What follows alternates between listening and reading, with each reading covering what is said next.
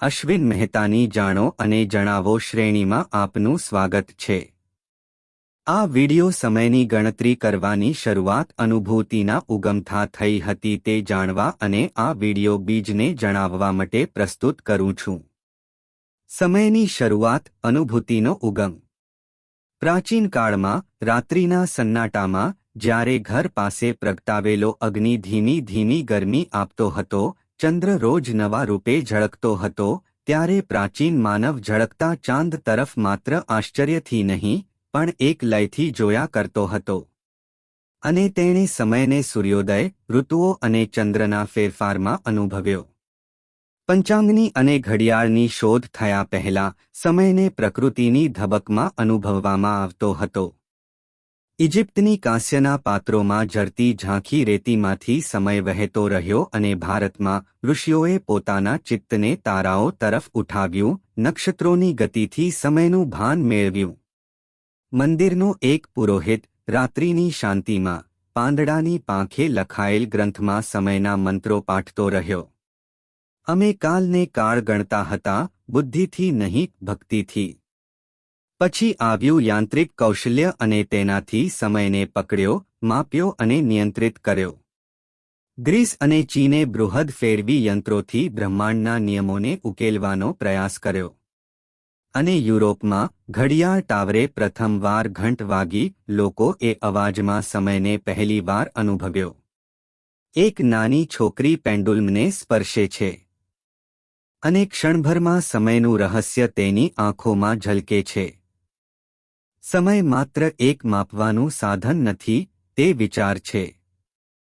પુનર્જન્મના ચક્ર રૂપે ઇતિહાસની રેખા તરીકે પશ્ચિમે સમય આગળ વધે છે, પૂર્વે તે ફરી વળે છે અને પ્લેટો, બુદ્ધ અને શંકરાચાર્ય જેવી વ્યક્તિત્વોએ સમયને વિચારોમાં જીવંત કર્યો। પૂર્વ માટે સમય એક ચક્ર હતું અને પશ્ચિમ માટે રેતમાં ખૂંચાયેલ રેખા હતી।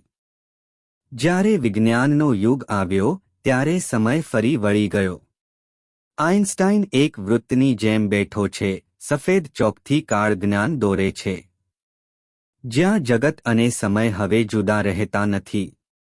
આકાશમાં તારાઓ વચ્ચે બ્લેક બોર્ડ્સ ઉડી રહ્યા છે અને ઘડિયાળો તૂટ્યા વગર જાણે ઓગળી રહી છે।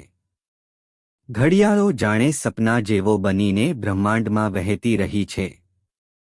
સેટેલાઇટ્સ અને ઇક્વેશન્સની શોધ પહેલા ભારતીય જ્ઞાનીઓએ આકાશને મંદિરમાં ઉતાર્યો।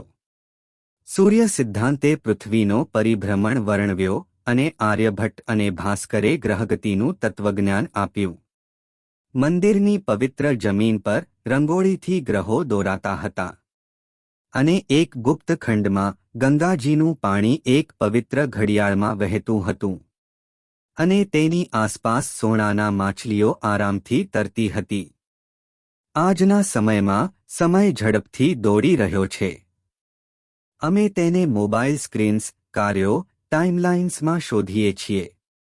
અશ્વિન શાંતિથી બેચ પર બેઠેલો છે જ્યારે દુનિયા તેની સામે વીજતી જાય છે અને પછી એક નાનકડું બાળક વૃક્ષ નીચે ફુગ્ગો ફૂલાવે છે અને આખું જગત ધીમું થઈ જાય છે। એક ક્ષણે સમય જીવવા લાગે છે અને છેલ્લે અશ્વિન જંગલમાં પગલાં મૂકે છે। સમય પાછો વહેવા લાગે છે, પાંદડા પાછા વૃક્ષમાં જાય છે, તારાઓ ફરી ઝગમગાવે છે, ઝરણા પહડાતા વહે છે, પણ આ અંત નથી, આ તો સ્મૃતિ છે। સમય માત્ર કલાકો અને મિનિટો નથી, સમય એ સ્મૃતિ છે, સમય એ અર્થ છે, સમય એ જીવન છે। અને તમે કેટલા પણ દૂર દોડો, સમય હંમેશા તમારી સાથે ચાલે છે, શાંતિથી, ધીરજથી, શાશ્વત રીતે। આ વિડિયો જોઈને મજા આવીને તો અશ્વિન મહેતાની આ યુટ્યુબ ચેનલ સબસ્ક્રાઇબ કરવાનું ભૂલતા નહીં।